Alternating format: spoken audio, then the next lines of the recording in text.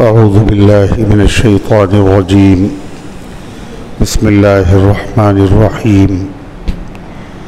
ومن يطع الله والرسول فأولئك مع الذين أنعم الله عليهم من النبيين والصديقين والشهداء والصالحين وحسن أولئك رفيقا. ذلك الفضل من الله وكفى بالله عليما. يا أيها الذين آمنوا خذوا حذركم فانفروا ثبات أو انفروا جميعا وإن منكم لمن ليبطئن فإن أصابتكم مصيبة قال قد أنعم الله علي إذ لم أكن معهم شهيدا ولئن أصابكم فضل من الله ليقولن كأن لم تكن بينكم وبينه مودة يا ليتني كنت معهم فأفوز فوزا عظيما.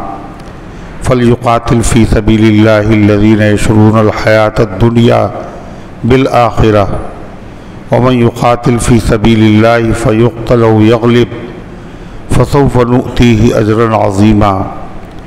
وما لكم لا تقاتلون في سبيل الله والمستضعفين من الرجال والنساء والولدان الذين يقولون ربنا أخرجنا من هذه القرية الظالم أهلها واجعل لنا من لدنك وليا واجعل لنا من لدنك نصيرا. الذين آمنوا يقاتلون في سبيل الله والذين كفروا يقاتلون في سبيل الطاغوت فقاتلوا أولياء الشيطان إن كيد الشيطان كان ضعيفا. ألم تر إلى الذين قيل لهم كفوا أيديكم وأقيموا الصلاة وآتوا الزكاة فلما كتب عليهم القتال إذا فريق منهم يخشون الناس كخشية الله أو أشد خشية وقالوا ربنا لما كتبت علينا القتال لولا أخرتنا إلى أجل قريب قل متاع الدنيا قليل والآخرة خير لمن اتقى ولا تظلمون فتيلا. أينما تكونوا يدرككم الموت ولو كنتم في بروج مشيدة وإن تصبهم حسنة يقولوا هذه من عند الله وإن تصبهم سيئة يقولوا هذه من عندك قل كل من عند الله فما لهؤلاء القوم لا يكادون يفقهون حديثا. ما أصابك من حسنة فمن الله وما أصابك من سيئة فمن نفسك وأرسلناك للناس رسولا وكفى بالله شهيدا. من يطع الله والرسول من يطع الرسول فقد أطاع الله ومن تولى فما أرسلناك عليهم حفيظا. صدق الله العظيم. محترم حضرات، سامعین کرام، حاضرین مسجد، عزیزوں اور بزرگوں، یہ قرآن مقدس کے 5ویں پارے کی سورہ نساء کی مقدس، مبارک، مطہر آیتیں ہیں. دعا کیجئے رب العزت والجلال ان مقدس آیات کی روشنی میں صحیح اور سچی بات عرض کرنے کی توفیق نصیب فرمائے اور ہم سب کو عمل کرنے کی توفیق عطا فرمائے. اس سے پہلے کی آیتوں میں منافقین کی شرارت اور ان کی بدکرداری، ان کا فریب، ان کی بدعملی کا ذکر تھا. ان آیات میں تذکرہ ہے اللہ تعالیٰ کے مطیع، فرمانبردار، مخلص بندوں کا اور ان کے انعام کا ذکر ہے. اللہ تعالیٰ نے فرمایا وَمَن يُطِعِ اللَّهَ وَالرَّسُولَ، جو شخص اللہ کا کہنا مانے گا اور رسول کا کہنا مانے گا، فَأُولَئِكَ مَعَ الَّذِينَ، تو ایسے شخص ان حضرات کے ساتھ ہوں گے انعم اللہ علیہم، جن پر اللہ تعالیٰ نے انعام فرمایا، یعنی انبیاء علیہ السلام اور صدیقین اور شہید اور صلحاء کے ساتھ، وحسن اولئک رفیقا، اور یہ حضرات بہت اچھے رفیق و ساتھی ہیں۔ قرآن کریم کی ان آیتوں کا شان نزول پس منظر یہ ہے کہ ہر ایمان والے کو حضور انور صلی اللہ علیہ وسلم سے محبت ہوتی ہے، اور سب سے زیادہ محبت ہوتی ہے، اور جتنا زبردست ایمان ہوتا ہے اتنی محبت ہوتی ہے۔ حضور پاک صلی اللہ علیہ وسلم کے صحابہ کا ایمان تمام ایمان والوں سے زیادہ، ان کی محبت بھی سب سے زیادہ۔ تو ایک روز ایک صحابی حضور پاک صلی اللہ علیہ وسلم کی خدمت میں حاضر ہوئے، اور بڑے رنجیدہ تھے، وہ بڑے غمزدہ۔ تو حضور پاک صلی اللہ علیہ وسلم نے ان سے پوچھا کہ اتنے غمزدہ کیوں ہیں، فکر مند کیوں ہیں؟ تو انہوں نے عرض کیا، اے اللہ کے نبی صلی اللہ علیہ وسلم، مجھے آپ سے بڑی محبت ہے، اپنے ماں باپ سے زیادہ، اپنی اولاد سے زیادہ، سب سے زیادہ ہے، اور آپ کا دیدار کرنے کا جی چاہتا ہے۔ صبح بھی ہو جاتی ہے، شام کو بھی آپ کی زیارت ہو جاتی ہے، لیکن مجھے اس بات کا اندیشہ ہو رہا ہے، مجھے فکر یہ ستا رہی ہے کہ جب ہمارا انتقال ہو جائے گا، آپ کی وفات ہو جائے گی، تو یقیناً اللہ تعالیٰ آپ کو انبیاء علیہ السلام کا جو جنت میں مقام ہے، اللہ وہاں جگہ دے گا، اور آپ کا مقام تمام نبیوں سے بھی زیادہ اعلیٰ ہوگا۔ جہاں تک میرا معاملہ ہے، جنت میں جانا یقینی نہیں، اور اگر پہنچ بھی گیا تو جو ہمارا درجہ ہوگا، کہاں ہمارا آپ کا درجہ، ہمارا درجہ، اور کہاں آپ کا درجہ۔ اگر وہاں آپ کی زیارت نہ ہوئی تو اس بے چینی کا علاج کیسے ہوگا؟ حضور پاک صلی اللہ علیہ وسلم نے یہ بات ان کی سنی، اور سن کر کے آپ خاموش رہے، کوئی جواب نہیں دیا۔ اتنی دیر میں حضرت جبریل علیہ السلام نازل ہوئے جواب لے کر کے، اور قرآن کریم کی یہ آیتیں اس کے جواب میں نازل ہوئی۔ اللہ تعالیٰ نے فرمایا، وَمَن يُطِعِ الرَّسُولِ وَمَن يُطِعِ اللَّهَ وَالرَّسُولِ، جو اللہ اس کے رسول کی ضروری باتوں میں اطاعت کرے گا، اگرچہ عبادت میں اس کا درجہ کم ہو، عبادت اس کے پاس اتنی نہیں ہے، نیکیاں اتنی نہیں ہیں، مگر ہر ضروری بات میں اس نے اللہ اس کے رسول کا کہنا مانا، جن چیزوں کو حکم دیا وہ کیا، جن سے منع کیا گیا ان سے رک گیا۔ ضروری اس لیے کہا، بعض باتیں ایسی ہیں جن کو اللہ تعالیٰ نے اور اللہ کے نبی نے لازم نہیں کیا ہے امت پر،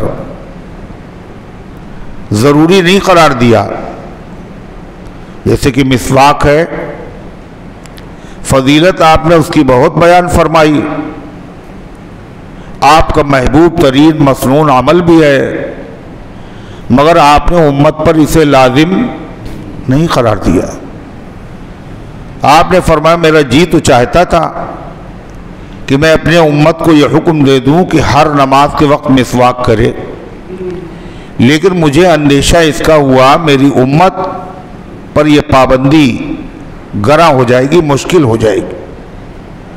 آپ نے فرمایا لولا اشق علی امتی لامرتہم بالسواک عند کل صلاۃ، اگر مجھے اپنی امت کے مشقت میں مبتلا ہونے کا اندیشہ نہ ہوتا تو میں ان کو ہر نماز کے وقت، یعنی ہر نماز کے وضو کے وقت مسواک کرنا ان پر لازم کر دیتا۔ مگر آپ نے لازمی حکم نہیں دیا۔ صحابہ کرام تشریف فرمائے مسجد نبوی میں، اور رات کافی گزر گئی، یہاں تک کہ آنکھوں میں نیند آ گئی، جھومنے لگے۔ حضور انور صلی اللہ علیہ وسلم تشریف لائے اور آپ نے فرمایا میں تاخیر سے آیا اور تم لوگ ایک ایسی نماز کا انتظار کر رہے ہو، روئے زمین پر کسی بھی نبی کی امت نے اس نماز کا انتظار نہیں کیا، یعنی وہ نماز کسی نبی کی امت کو نہیں عطا کی گئی، اور وہ نماز عشاء ہے، اور اس کو جتنا دیر سے پڑھا جائے اتنا ہی افضل ہے۔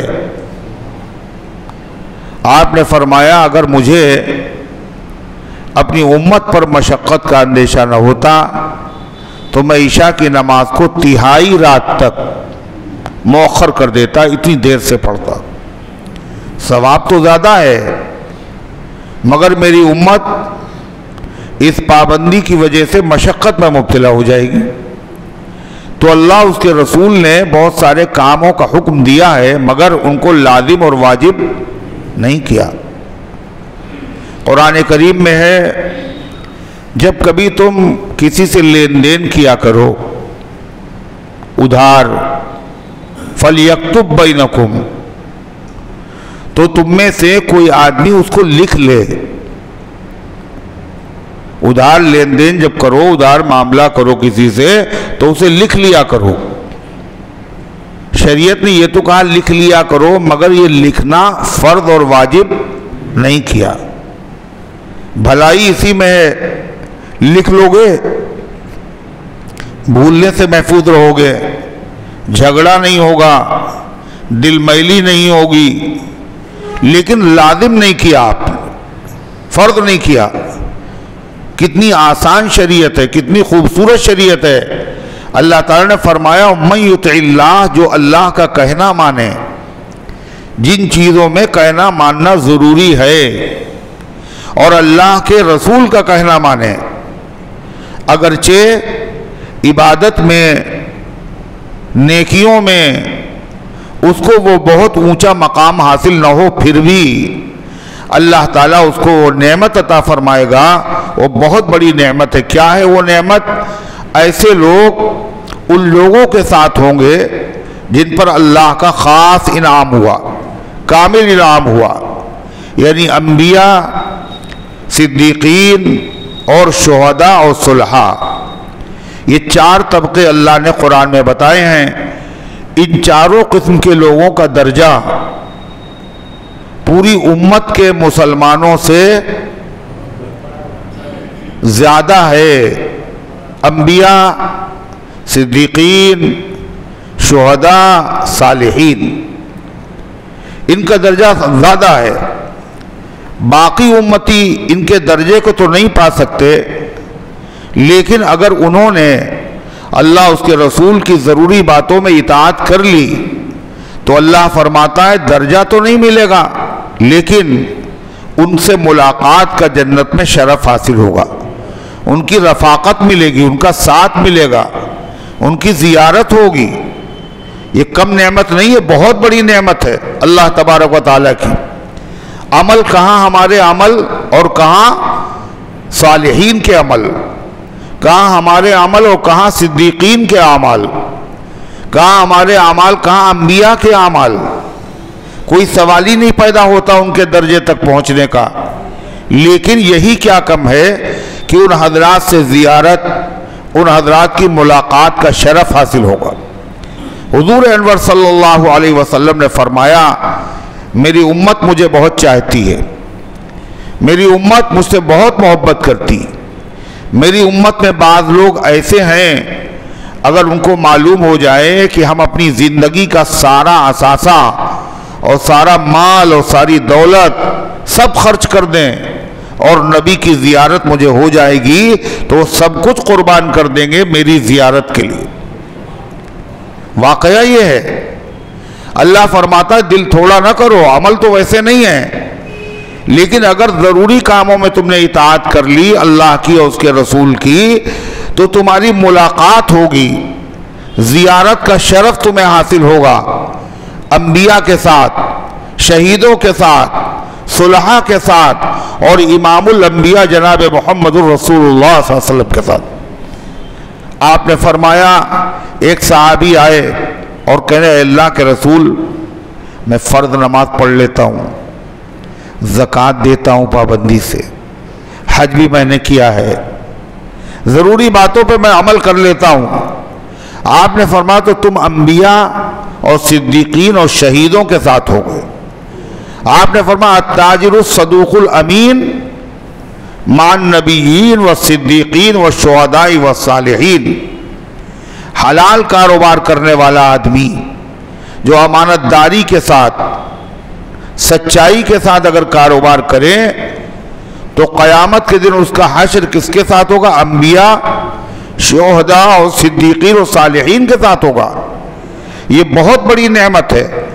اللہ تبارک و تعالیٰ کے پیغمبر صلی اللہ علیہ وسلم کے بعض صحابہ نے یہ پوچھا کہ اے اللہ کے رسول ہم میں سے بعض ایسے لوگ گزرے ہیں کہ جو عبادت میں، اعمال میں، نیکیوں میں بہت آگے ہے، ہماری وہ نیکیاں اور ہمارے اعمال اس درجے کے نہیں ہیں، کیا ہماری ان سے ملاقات ہوگی؟ کیا سوال کیا؟ کیا پوچھا؟ کس سے؟ جن کے اعمال بہت اونچے۔ آپ نے فرمایا کہ ہاں، جو شخص جس سے محبت کرے گا قیامت کے دن اس کا حشر اسی کے ساتھ ہوگا۔ ایک روایت میں آتا ہے ایک صحابی نے پوچھا متی الساعہ یا رسول اللہ، اے اللہ کے رسول قیامت کب آئے گی؟ تو آپ نے اس سوال کے جواب میں دوسرا سوال کر دیا، ما عادت لہا، کیا تیاری کی ہے تم نے قیامت کے لیے؟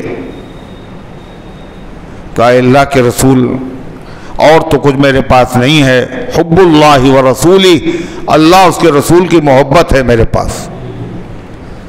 آپ نے فرمایا اذن مع من احببت، اگر ایسا ہے تو جس سے تم محبت کرتے ہو تمہارا حشر بھی قیامت کے دن اسی کے ساتھ ہوگا۔ حضرت انس ابن مالک فرماتے ہیں اس حدیث کو سننے کے بعد ہم لوگوں کو اتنی خوشی ہوئی، اتنی کسی چیز سے خوشی نہیں ہوئی۔ کیوں؟ فرماتے ہیں اس لیے کہ میں محبت رکھتا ہوں محمد الرسول اللہ صلی اللہ علیہ وسلم سے، اور میں محبت رکھتا ہوں ابو بکر صدیق سے اور فاروق اعظم سے۔ کون کہہ رہا ہے؟ کوئی ولی نہیں کہہ رہے ہیں، کوئی بعد کا مسلمان نہیں کہہ رہا ہے۔ کون کہہ رہا ہے؟ خود صحابی ہیں، وہ اللہ کے نبی کے خادم ہیں، وہ حضرت انس ابن مالک وہ بتا رہے ہیں کہ ہمیں محبت اللہ کے نبی سے بھی ہے اور ابو بکر و عمر سے بھی محبت ہے، لہذا اس کی برکت سے اللہ کے نبی نے فرمایا قیامت کے دن اپنے محبوب لوگوں کے ساتھ حشر ہوگا، لہذا ہم مسلمانوں کو اس سے بڑی خوشی ہوئی۔ اس سے یہ پتہ چلا کہ اگر محبت ہے تو نبی کا ساتھ ملے گا، محبت نہیں تو نبی کا ساتھ نہیں ملے گا۔ مگر محبت کون سی؟ زبانی نہیں، ہمیں بڑی محبت ہے، ہمیں بڑی محبت ہے، یہ تو دعویٰ ہے خالی۔ صحابہ نے محبت کے دعوے نہیں کیے تھے۔ دعویٰ جہاں کیا جاتا ہے اس میں سچائی نہیں ہوتی۔ دعوے نہیں کیے مگر اپنے عمل سے، کردار سے ثابت کر دیا ہم سچے عاشق اور محبت کرنے والے ہیں جناب محمد الرسول اللہ صلی اللہ علیہ وسلم۔ جیسے پتنگے اور پروانے، شیخ سعدی شیرازی رحمۃ اللہ علیہ نے کہا اے مرغ سحر عشق سے پروانہ بیاموس، اے صبح کو چیخنے والے مرغے اگر محبت اور عشق سیکھنا ہے تو پروانے سے سیکھو۔ مرغے کا معاملہ کیا ہے؟ وہ صبح روز اٹھتا ہے، بانگ دیتا ہے۔ یہ فارمی مرغے جو ہے تو بانگ بھی نہیں دیتے، جو اصلی مرغے تھے وہ بانگ دیا کرتے۔ ان میں اگر کوئی بانگ دیتا بھی تو ٹائم بھی نہیں دیکھتا، دوپہر میں دے دے، 4 بجے، رات میں، صبح کے وقت بانگ دیتا ہے، لیکن مرتا نہیں ہے۔ اس کے برخلاف پتنگے کو دیکھیں، جیسے شمع آپ نے روشن کی اور راڈ اور بلب جلایا، چھوٹے چھوٹے کیڑے آ کے جھنڈ کے ساتھ، ہجوم کے ساتھ گرنے لگے، اور وہ آواز نہیں کرتے ہیں، نہ چیختے ہیں نہ چلاتے ہیں، بس چپ چاپ آتے ہیں اور شمع پر اپنی جان قربان کر دیتے۔ یہی محبت ہے، اسی کی ضرورت ہے۔ جناب محمد الرسول اللہ صلی اللہ علیہ وسلم سے محبت ایسی ایمان والے کو ہونا چاہیے، اور صحابہ نے ایسی ہی محبت کی تھی۔ وہ کچی آگ ہے جس میں دھواں ہو، وہ جھوٹا عشق ہے جس میں فغاں ہو۔ وہ کیسا عشق ہے، وہ کیسی محبت ہے جس میں چیخے اور چلائے اور آدمی دعوے کرے؟ یہ تو بے ادبی ہے۔ خاموش ہے دل، زیادہ حد سے چلانا نہیں اچھا۔ خاموش ہے دل، زیادہ حد سے چلانا نہیں اچھا۔ ادب پہلا قرینہ ہے محبت کے قرینوں میں۔ صحابہ سے زیادہ کوئی محبت کرنے والا نہیں، اور ان سے زیادہ کوئی نبی کا ادب کرنے والا بھی نہیں۔ انہوں نے دعوے نہیں کیے تھے، مگر ان کا عمل دیکھیے آپ۔ اپنے تو اپنے ہیں، غیر مسلم اور دشمنوں نے بھی ان کے عمل کو حیرت کی نگاہ سے دیکھا۔ صلح حدیبیہ کا موقع تھا، کافروں کے نمائندے آئے صلح کے سلسلے میں بات چیت کرنے کے لیے، تو انہوں نے دیکھا نبی کریم صلی اللہ علیہ وسلم وضو کر رہے ہیں، اور صحابہ وضو کا پانی زمین پہ گرنے نہیں دے رہے، ہاتھ لگا رہے ہیں، ہاتھ میں لے رہے ہیں، کلی کر رہے ہیں۔ آپ کے کلی کا پانی زمین پہ گرنے نہیں دے رہے ہیں، تھوک رہے ہیں آپ کا لعاب زمین پہ گرنے نہیں دے رہے ہیں۔ ہر آدمی اس کو بڑھ کے ہاتھوں میں لے لیتا ہے، اور لینے کے بعد اپنے چہرے پہ مل لیتا ہے۔ دوسرا آدمی جس کو نہیں ملتا ہے پانی کا قطرہ، وہ اپنے ساتھی کے ہاتھ سے اپنے ہاتھ کو رگڑ لیتا ہے کہ اگر پانی نہیں ملا تو کم سے کم اس کا کچھ حصہ، کچھ اثرات تو میرے ہاتھ میں آ جائیں، اور پھر وہ اپنے چہرے کے اوپر مل لیتے ہیں۔ جب آپ بات کرتے ہیں تو خاموش ہو جاتے ہیں۔ جب وہ واپس آئے تو کافروں کے پاس انہوں نے آ کے جو بیان دیا ہے، ان کا نام تھا عروہ ابن مسعود ثقفی، بعد میں وہ ایمان لائے۔ انہوں نے کہا کہ میں قیصر و کسریٰ کے دربار میں گیا، دنیا کے بادشاہوں کے دربار میں میرا جانا ہوا ہے، میں نے عشق اور محبت کے جو مناظر محمد صلی اللہ علیہ وسلم کے دربار میں دیکھے، میں نے آج تک کہیں نہیں دیکھے۔ وہ آپ کے لعاب کو زمین پر نہیں گرنے دیتے، وہ وضو کے پانی کو لینے کے لیے ایسے دوڑتے جھپٹتے ہیں جیسے لگتا ہے آپس میں لڑائی ہو جائے گی۔ یہ صحابہ کرام کا عشق تھا، یہ محبت تھی، ان کے وہاں دعوے نہیں تھے۔ حضور پاک علیہ السلام جانتے تھے کتنی محبت ہے میرے صحابہ کو۔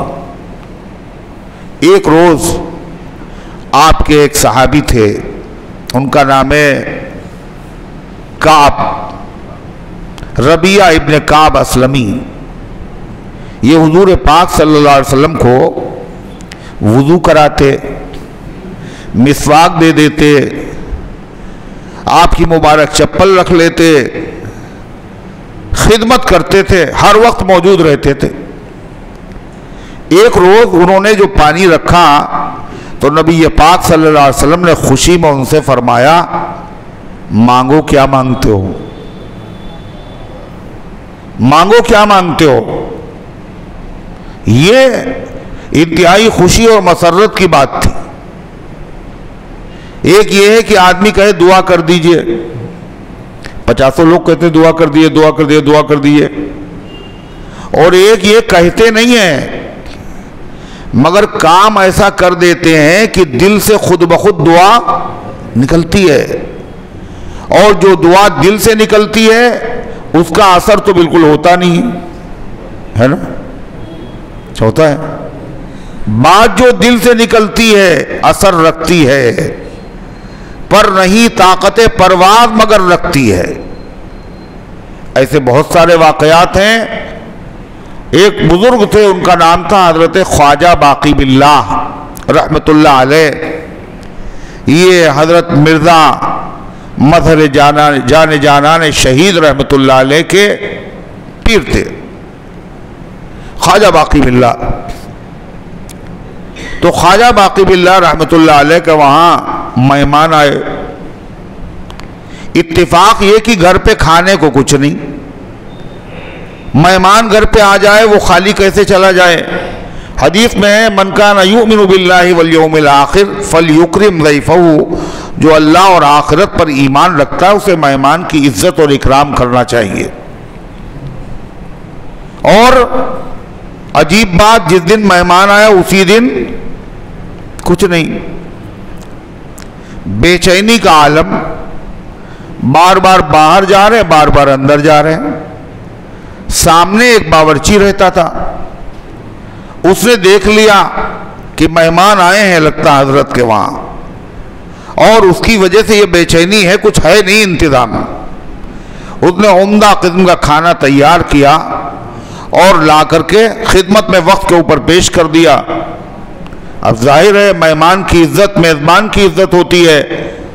حضرت بہت خوش ہوئے اور فرمایا مانگو کیا مانگتے ہو تم؟ ہے وہ کچھ نہیں، مہمان کو کھلانے کے لیے نہیں ہے، مگر کہہ کیا رہے مانگو کیا مانگتے ہو؟ یعنی اللہ سے دعا کریں گے، ان کو تو اللہ پر ناز ہوتا ہے، ان کے اللہ تعالیٰ سے ایسے تعلقات ہوتے ہیں، اللہ تعالیٰ کے اتنے محبوب بندے ہوتے ہیں۔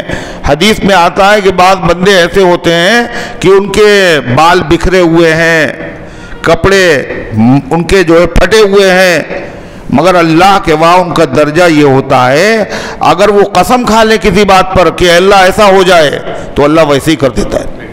لو اقسم علی اللہ لا برا، اگر وہ اللہ پہ قسم کھا لیتے ہیں تو اللہ ان کی قسم کو پوری کر دیتا ہے، یہی ہوگا۔ بہت سارے بزرگ ایسے ہیں، صحابہ کے بہت سارے واقعات ایسے ہیں، تو ان کو اللہ تعالیٰ پر ناز ہوتا ہے کہ اللہ میری بات سنے گا اور یہ بات رد نہیں ہوگی، ٹلے گی نہیں ہے۔ تو انہوں نے کہا بھائی مانگو کیا مانگتے ہو؟ تو وہ بھی بڑا عجیب تھا باورچی، اس نے کہا کہ اور تو کچھ نہیں مجھے چاہیے، مجھے آپ اپنی طرح بنا دیجیے، جیسے آپ ہیں ایسے ہی بنا دیجیے مجھے۔ تو خواجہ صاحب نے کہا کچھ اور مانگ لو، یہ رہنے دو، کچھ اور مانگ لو۔ اور یہ بھی جو انہوں نے کہا تو اس لیے نہیں کہا، محبت کی وجہ سے، شفقت کی وجہ سے۔ اس نے کہا نہیں مجھے تو آپ ہی کی طرح بننا ہے، بنا دیئے مجھے اپنی طرح۔ جب بہت مزید ہوا تو حضرت لے گئے حجرے میں، اور اس پہ جو توجہ ڈالی حضرت نے، جب باہر نکلے تو لوگوں نے دیکھا ایک خواجہ نہیں ہے، 2 خواجہ باقی باللہ ہے۔ آواز کم ہے کیا؟ 2 خواجہ باقی باللہ ہے، مگر فرق یہ ہے کہ ایک ہوش میں ہے اور ایک بے ہوش، ایک ہوش میں ہے اور ایک بے ہوش۔ وہ باورچی جو تھا وہ بے ہوش ہے اور خواجہ صاحب ہوش میں۔ 2-4 روز کے بعد اس کا ہو گیا انتقال۔ کیوں؟ اللہ کی خواجہ صاحب نے اتنے دنوں جو محنت کی تھی، مجاہدے کیے تھے، ریاضت کی تھی، تب کہیں جا کر کے وہ مقام ملا تھا، اور وہ چاہتا تھا ایک ہی دن میں وہ مقام مل جائے۔ ایک آدمی جب وزن اٹھاتا ہے، پہلے تھوڑا وزن اٹھاتا ہے، پھر اس کے بعد تھوڑا سا اور بڑھا دیتا ہے، پھر اور بڑھا دیتا ہے، تو ایک دم سے کسی پہ رکھ دیا جائے تو کیا ہوگا؟ بیٹھ جائے گا، وہ برداشت نہیں کر سکا۔ اور بے ہوش ہو گیا، بعد میں انتقال ہو گیا۔ یہ تو نبی کے غلاموں کے غلاموں کے غلاموں کا حال ہے۔ خود نبی کریم صلی اللہ علیہ وسلم فرما رہے سل ما شیتا، مانگو کیا مانگتے ہو۔ یہ مطلب نہیں ہے اللہ کے نبی کے بس میں ہے جو چاہیں کسی کو دے دیں، اسی کا لوگ غلط مطلب لیتے ہیں۔ حضور نے کہا مانگو جو مانگتے ہو، یعنی حضور صلی اللہ علیہ وسلم مختار کل ہیں، آپ کو ہر چیز کا اختیار پاور حاصل ہے، جس کو جو چاہیں دے دیں۔ ایسا نہیں ہے، ایسا نہیں ہے۔ پھر کیا مطلب ہے؟ مطلب یہ ہے کہ میرے بس میں نہیں ہے، اللہ کے بس میں ہے، اور ہم اللہ سے دعا کریں گے اور تمہارا کام ہو جائے گا۔ چنانچہ اب وہ تو خواجہ باقی باللہ کا مہمان تھا، مرید تھا، اور یہ صاحب جو ہے یہ کون ہے؟ یہ نبی پاک صلی اللہ علیہ وسلم کے مرید ہیں، حضور کے صحابی ہیں۔ تو اس نے تو یہ مانگا تھا کہ آپ ہمیں اپنی طرح بنا لیجئے، مگر انہوں نے کیا مانگا؟ دیکھیے آپ سمجھ کا فرق۔ اس لیے کہ صحابہ جو ہیں وہ سب کے سب عقل مند اور دانشور ہیں۔ تو جواب ان کا سنیے، جواب بھی بڑا عجیب ہے۔ انہوں نے جو مانگا وہ مانگی والی چیز بھی بڑی عجیب ہے۔ محمد کا دیوانہ کم بولتا ہے مگر بات سب محترم بولتا ہے۔ کیا انہوں نے فرمائش کی؟ کہنے اللہ کے رسول، نہ دنیا چاہیے، نہ دنیا کی بہاریں چاہیے، نہ رونق چاہیے، نہ اقتدار چاہیے، بس میری تو ایک ہی تمنا ہے، مرافقتک فی الجنہ، جنت میں ہم آپ کا ساتھ چاہتے ہیں۔ یہاں بھی آپ کی خدمت کا موقع ملا، اللہ وہاں بھی مجھے خدمت کا موقع دے دے۔ یہ کتنی بڑی چیز مانگ لی انہوں نے، اس لیے کہ جہاں بادشاہ رہتا ہے وہیں اس کا خادم بھی رہتا ہے، مگر حیثیت الگ ہوتی ہے۔ یہ مخدوم ہے، وہ طفیلی ہے، جو کھانا یہ کھا رہے ہیں وہ کھانا وہ بھی کھا رہا ہے، یہ اصل ہے وہ طفیلی ہے۔ جب نبی کی خدمت مانگیں گے، ساتھ مانگیں گے، تو جنت تو راستے میں مل جائے گی۔ یہ نہیں کہا ہمیں جنت چاہیے، ہمیں آپ کا ساتھ چاہیے۔ نبی جنت میں ہوں گے، صرف جنت میں نہیں بلکہ جنت کے اعلیٰ مقام میں ہوں گے، ہمیں آپ کا ساتھ چاہیے۔ آپ نے فرمایا وغیر ذالک، کچھ اور چاہیے تمہیں اس کے علاوہ؟ نہیں اے اللہ کا رسول، فہو ذاک، مجھے تو یہی چاہیے۔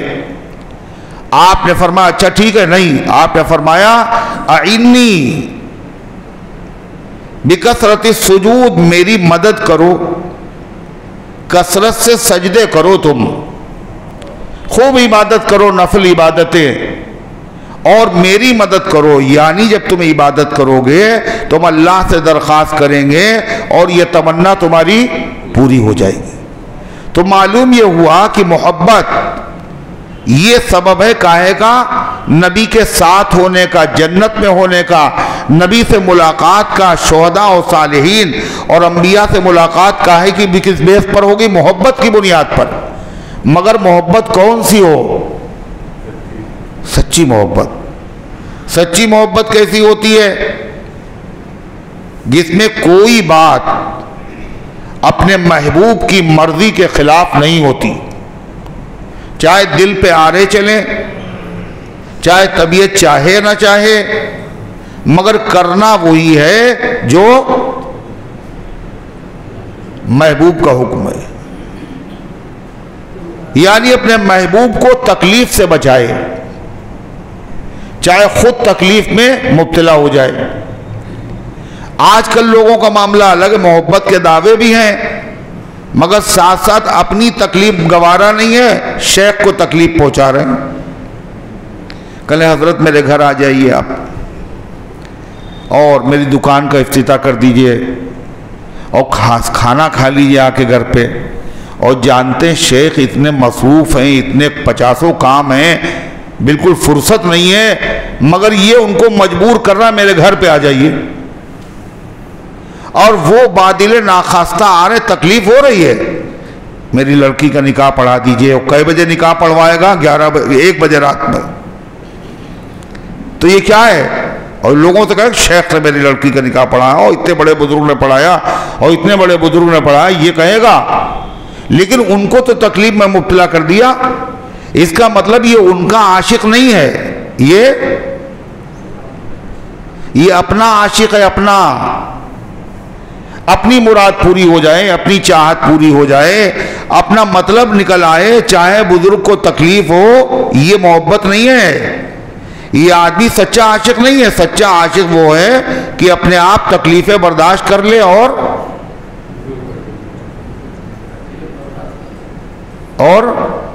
محبوب کو تکلیف نہ پہنچنے پائے، یہ ہے سچا عاشق۔ صحابہ کی محبت ایسی تھی، بیچ میں شمع نبی اور چاروں طرف پروانے۔ نبی ایسے جیسے شمع اور صحابہ ایسے جیسے پروانے، بیچ میں شمع نبی چاروں طرف پروانے، ہر کوئی اس کے لیے جان جلانے والا۔ دعوی الفت تو سبھی کرتے ہیں، کون ہے؟ نکلے جو رنج اٹھانے والا۔ کام الفت کے جو تھے ان کو صحابہ نے کیا، کام الفت کے جو تھے ان کو صحابہ نے کیا۔ کیا نہیں یاد تمہیں غار میں جانے والا؟ صدیق اکبر نے نبی کریم علیہ السلام کی ہجرت کی شب میں کیسی کیسی خدمت کی، خود اذیت برداشت کی، سانپ کو ڈسوا لیا۔ سوچیے آپ کتنی بڑی قربانی دی ہے، نبی کو تکلیف نہ پہنچے۔ اور یہاں کیا ہے؟ ہم کو تکلیف نہ پہنچے۔ تو یہ کیا ہوا؟ یہ محبت کون سی ہوئی بھائی؟ وہ ایک صاحب نے دعوت کی اور دعوت میں انہوں نے قورمہ بنوایا، اور قورمہ تو وہ آدھا کلو کا تھا اور اس میں 250 گرام مرچ ڈلوا دیا، 250 گرام مرچ۔ اور مہمان نے جیسے ہی کھایا تو 14 طبق روشن ہو گئے اور دن میں ستارے نظر آنے لگے۔ اس نے کہا یہ کیا کیا آپ نے؟ اتنا مرچ کب کا بدلہ لیا آپ نے؟ تو کہا بدلہ نہیں، مجھے یہی پسند ہے۔ کل یہ بتائیے دعوت آپ نے اپنی کی ہے یا ہماری کی ہے؟ کل دعوت تو آپ کی ہے۔ کہ دعوت ہماری اور کھانا آپ کی پسند کا، یہ کیسی محبت ہے؟ نبی کریم علیہ السلام سے محبت بھی ہے، مگر حضور پاک صلی اللہ علیہ وسلم کو اذیت بھی پہنچا رہے ہیں، تکلیف بھی پہنچا رہے ہیں۔ نبی کی بات نہ ماننا یہ نبی کو دکھ پہنچانا ہے نہیں پہنچانا ہے؟ تکلیف پہنچانا ہے نہیں ہے؟ تمناؤں کو خون کر دیا، مگر بات مانی حضور کی۔ ہر صحابی کا یہی حال، ہر سچے عاشق کا یہی حال۔ حضرت اویس قرنی رحمت اللہ علیہ جو سید التابعین ہیں، اللہ کے نبی کا زمانہ انہوں نے پایا ہے مگر صحابی نہیں ہیں، اور یہ ایسے تابعی ہیں اللہ کے نبی نے خود ان کی تعریف کی، اللہ کے نبی نے تعریف بھی کی۔ اور آپ نے حضرت عمر ابن خطاب سے کہا کہ دیکھو اویس قرنی سے ملاقات کرنا اور اپنے لیے مغفرت کی دعا کرانا۔ حضرت عمر پوری امت میں صدیق اکبر کے بعد ان سے افضل کوئی نہیں، کوئی صحابی نہیں، غیر صحابی کیسے ہو سکتا ہے؟ مگر اللہ کے نبی نے کہا ان سے دعا کرانا۔ اس سے اندازہ لگائیے اویس قرنی کیا چیز ہیں۔ اویس قرنی کو یہ مقام ملا کیسے؟ حضرت عمر گئے اور حضرت علی کے ساتھ گئے اور ملاقات کی اور مغفرت کے لیے دعا کے لیے بھی کہا۔ یہ حضرت اویس قرنی کو اتنا اونچا مقام ملا کیسے؟ وہ اللہ کے نبی کے سچے عاشق تھے، اس لیے کہ مسلمان پائے نبی کا زمانہ اور اس کے بعد حضور کو نہ دیکھے، یہ ہو سکتا ہے؟ ارے جی چاہے گا نہیں چاہے گا اللہ کے نبی کی زیارت کر لیں، سب کچھ لٹ جائے اور سب کچھ قربان ہو جائے، نبی کی زیارت ہو جائے، اگر یہ سودا ہو تو یہ سودا سستا ہے، ہر مسلمان کے لیے. اور ان کے زمانے میں نبی موجود ہیں، اور کہاں وہ یمن میں ہیں اور اللہ کے نبی مدینے میں، مگر اس کے باوجود اللہ کے نبی کی زیارت نہیں کی. اگر وہ زیارت کر لیتے تو وہ صحابی ہو جاتے، مگر صحابی بھی نہیں بنے. حضور کا دل چاہا نہیں ہوگا حضور کو دیکھنے کا؟ بولو. جب معمولی ایمان والوں کا دل چاہتا ہے تو جتنا زبردست ایمان ہوتا اتنا ہی اور چاہتا ہے، مگر اس کے باوجود انہوں نے زیارت کی کیوں نہیں؟ اس لیے وہ جانتے تھے کہ زیارت اگر ہم نبی کی کریں گے تو خوشی ہمیں ہوگی، مگر اللہ کے نبی ناراض ہو جائیں گے، حضور کو تکلیف ہوگی. اللہ کے نبی صلی اللہ علیہ وسلم نے فرمایا اپنے ماں باپ کی خدمت کرو. صحابہ نے کہا ہم نے نماز پڑھی، روزہ رکھا، سارے کام کیے ہیں، جنت؟ آپ نے فرمایا جنت ملے گی اگر تم نے ماں باپ کی نافرمانی نہیں کی. حضور کا فرمان ہے. جہاد میں جانے کے لیے تیار ہیں، آپ نے فرمایا تمہاری ماں خوش تھی؟ تم جو جا رہے ہو جہاد میں، نام لکھوا رہے ہو اپنا، جہاد جیسا عمل جان قربان کرنے کے لیے جانا ہے، ضرورت بھی ہے. کہا نہیں وہ تو رو رہے تھے ماں باپ. کہا جاؤ ماں باپ کی خدمت کرو، ففیہما فجاہد، انہی کی خدمت کرو، جہاد کا ثواب ملے گا. یہ دین ہے. دین کو نبی کے جو آدمی سمجھے گا وہی دین کے تقاضے پہ عمل کر پائے گا، ورنہ تو ہمیں شوق ہو گیا، ہمارا جی چاہ رہا ہم جائیں گے، اماں بیمار ہو چاہے ابا بیمار ہو، چاہے اماں روکیں چاہے ابا روکیں، مگر ہمارے وہ سودا ہے. دین کا کام ہے یہ بھائی. دین کے کام سے ماں روک رہی، باپ روک رہے ہیں، ایسی ماں کو ٹھوکر مارو، ایسے باپ کو ٹھوکر مارو. یہ دینداری ہے. اللہ کے نبی فرما رہے یہ بتاؤ جب تم آئے تھے اجازت لے کے تو کہ وہ تو راضی نہیں، وہ تو رو رہے تھے، کہ جاؤ ان کو ہنساؤ جا کر کے. تو حضرت اویس قرنی رحمت اللہ علیہ نے نبی کی زیارت کیوں نہیں کی؟ ان کی ماں بیمار تھی، کوئی تیماردار نہیں. زیارت کرنے کے لیے اگر گئے تو ماں کو تکلیف ہوگی، ان کی خدمت کون کرے گا؟ نبی کا فرمان یہی ہے، جی چاہ رہا ہے، تمنا ہے، خواہش ہے، شوق ہے، اپنی تمناؤں اور آرزوؤں کو پر پیر رکھ دیا حضرت اویس قرنی نے، اور نبی کی زیارت کو نہیں گئے. کیوں؟ نبی کے حکم پر عمل کیا. سچے عاشق ایسے ہوتے ہیں، اگر آدمی زیارت کر لیتے تو وہ نبی کے عاشق نہیں تھے بلکہ اپنے عاشق تھے. اپنا شوق پورا کر لیا، اپنی محبت پوری کر لی. میرے محبوب میری ایسی وفا سے توبہ، میرے محبوب میری ایسی وفا سے توبہ جو تیرے دل کی قدورت کا سبب بن جائے، جس سے محبوب کا دل مقدر ہو جائے. ایسی وفاداری کیا ہے؟ کسی کام کی نہیں ہے، بے وفائی اچھی ہے. صحابہ نے اس چیز کو سمجھا تھا.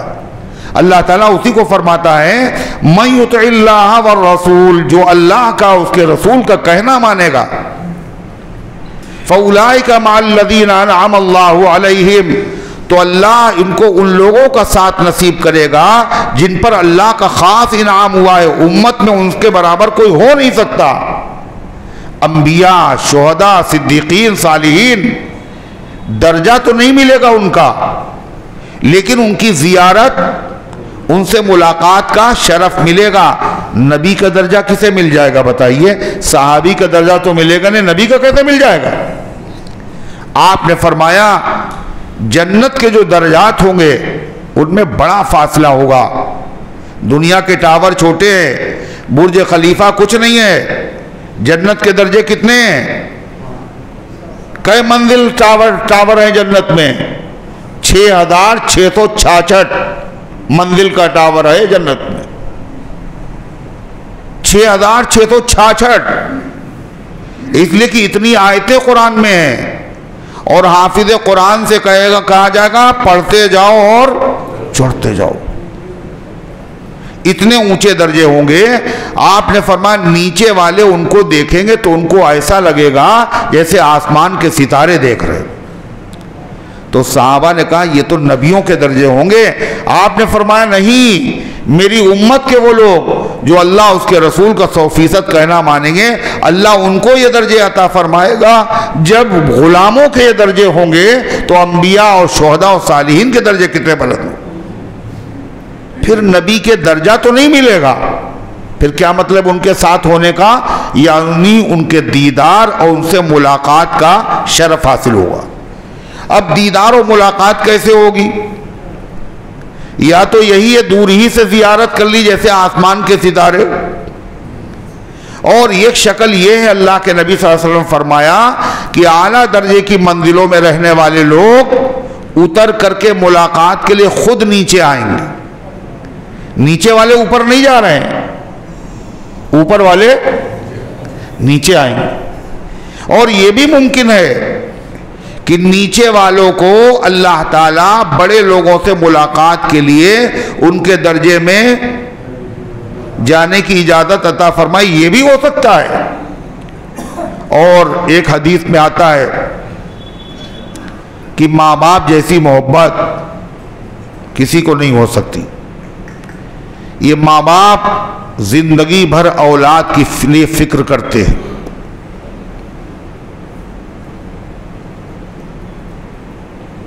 اب کھل گئی آنکھیں تمہاری، ہم بولیں گے تو پھر بند ہو جائیں گے۔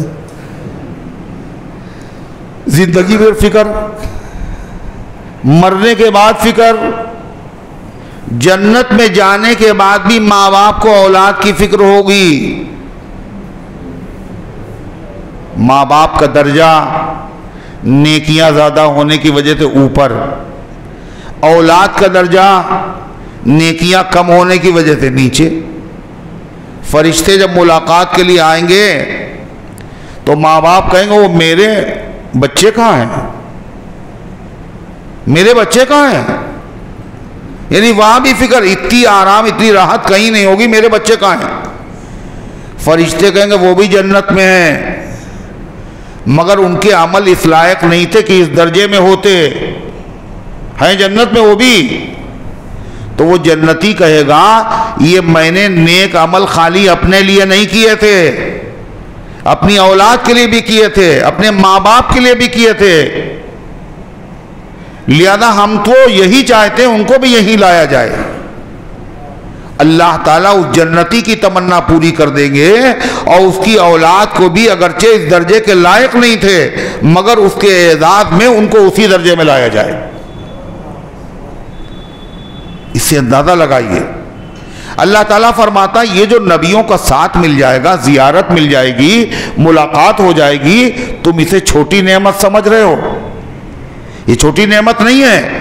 ذالک فضل اللہ یؤتیہ من یشاء، ذالک الفضل من اللہ، یہ اللہ کا فضل اور کرم ہوگا، تمہارے اعمال کی وجہ سے نہیں، تمہاری نیکیوں کی وجہ سے نہیں، یہ خالص اللہ کی طرف سے انعام ہوگا کہ اتنے بڑے درجے کے لوگوں کی زیارت اور ملاقات کا تمہیں شرف عطا کیا جائے گا۔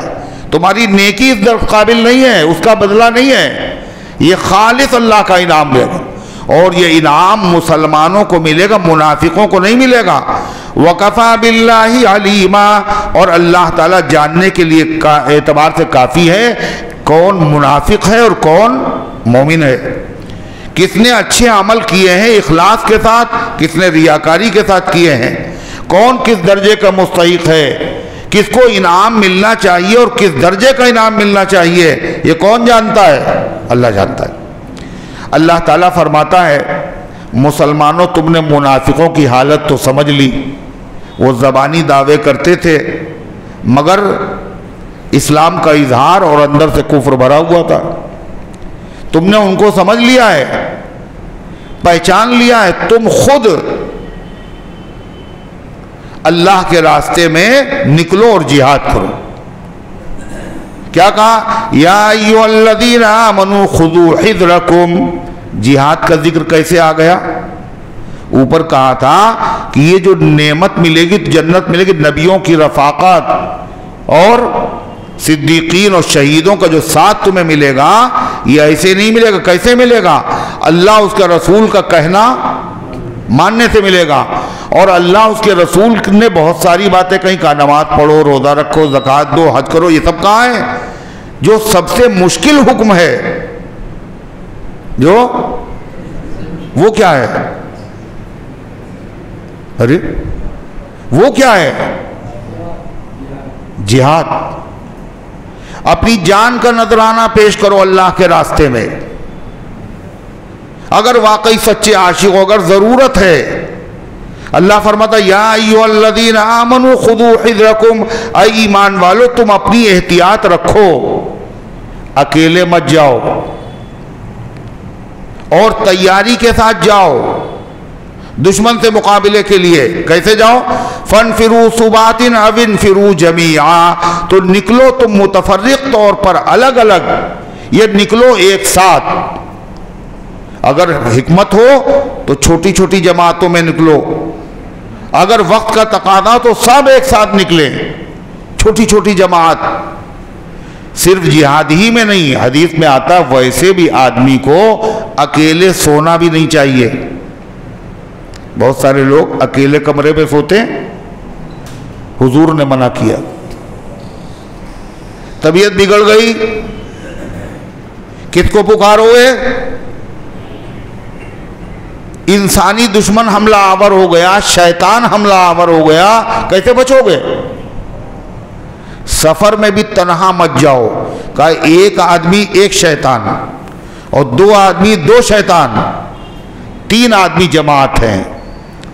آپ نے فرمایا بہترین جو لشکر کا دستہ جائے اس میں 300 آدمی ہوں.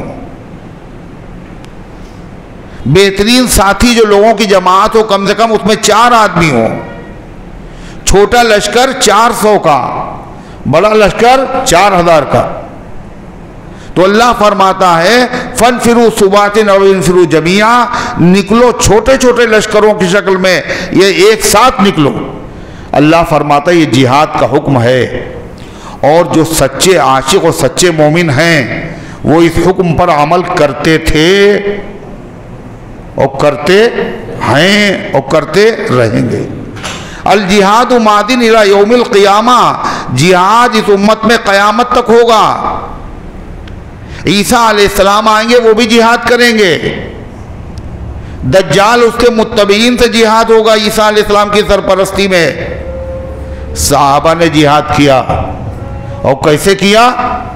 مال اسلام نے مانگا تو لگے ڈھیر کے ڈھیر.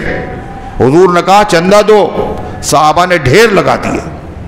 جن کے پاس کچھ نہیں تھا انہوں نے جا کے مزدوری کی، جو ملا آدھا اس میں سے چندے میں دیا، آدھا اپنی ضرورت میں پورا کیا نہیں کیا. حضرت عمر نے آدھا دے دیا اور صدیق اکبر نے پورا گھر دے دیا. مال اسلام نے مانگا تو لگے ڈھیر کے ڈھیر، اور خون اسلام نے مانگا تو سبھی تر نکلے. جب کہا جان پیش کر دو تو سارے صحابہ جان اپنی ہتھیلیوں پر لے کر نکل پڑے. بدر میں صحابہ کتنے تھے؟ 313. لڑنے کا پورا سامان بھی تو نہیں تھا، 1000 کے مقابلے میں آئے تھے. کاہے کے لیے آئے تھے؟ جان دینے آئے تھے. وہ تو سبھی فرما بردار تھے. اللہ تعالیٰ فرماتا ہے مگر تمہاری صفوں میں، مسلمانوں تمہاری صفوں میں پہچانو کچھ دشمن ہیں تمہارے. وہ کلمہ پڑھتے ہیں، وہ اپنے آپ کو مسلمان شو کرتے ہیں، مگر وہ منافق ہیں، وہ غدار ہیں، وہ دو منہے ہیں، وہ مسلمان نہیں ہیں. جب جہاد کا موقع آئے گا تو یہ ساری قلعی اتر جائے گی. جو فرما بردار ہوں گے وہ تو نہ بیوی کو سوچیں گے، نہ بچوں کو سوچیں گے، نہ کاروبار کو سوچیں گے، چل پڑیں گے. مگر جو منافق ہوں گے وہ، یہ تو جان کا مسئلہ ہے صاحب، جان کیسے دے دیں؟ وہ تو مال حاصل کرنے کے لیے، مال کو بچانے کے لیے کلمہ پڑھ رہے تھے.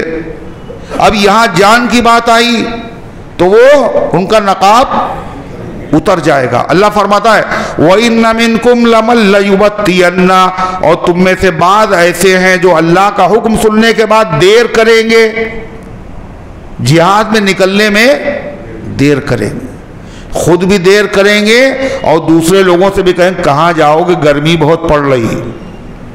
قرآن میں ذکر ہے، سورہ توبہ میں آئے گا کہ صاحب گرمی بہت ہے. اللہ کہتا ہے ان سے کہہ دو جہنم اس گرمی سے زیادہ گرم ہے. یہ کہہ دو ان سے، تو خود بھی رکیں گے، دوسروں کو بھی روکیں گے۔ اللہ فرماتا ہے ان کا حال کیا ہے؟ فَإِنْ أَصَابَتْكُمْ مُصِيبَةٌ، اگر مسلمان چلے گئے اور منافق نہیں گئے، رک گئے، تو یہ دیکھیں گے ہوتا کیا ہے مسلمانوں کے ساتھ۔ مسلمانوں کو جو لشکر گیا ان کے ساتھ